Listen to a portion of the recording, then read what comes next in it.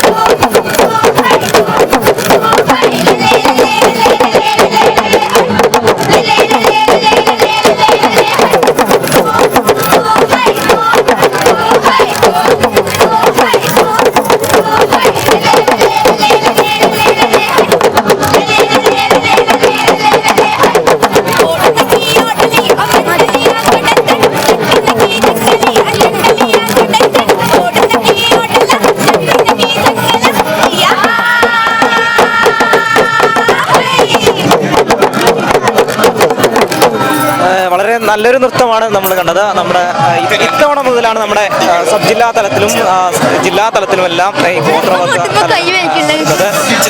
ഇപ്പോൾ നമ്മുടെ ജില്ലാ തലത്തിൽ നിന്ന് സംസ്ഥാന തലത്തിലേക്ക് നിങ്ങളാണോ പോകുന്നത്? ഹയർ സെക്കൻഡറി വിഭാഗത്തിൽ.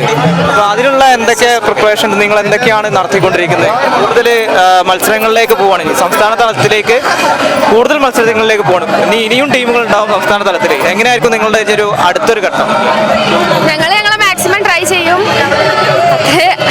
കിട്ടുന്നത് നമ്മളെ ലക്കാണ്. ലൈക്ക് നമ്മൾ കളിക്കുന്ന കാര്യത്തിലാണേലും മാക്സിമം നമ്മൾ ട്രൈ ചെയ്ത് നമ്മൾ കിട്ടും. ഞങ്ങൾക്ക് പ്രതീക്ഷ ഉണ്ടായിരുന്നു.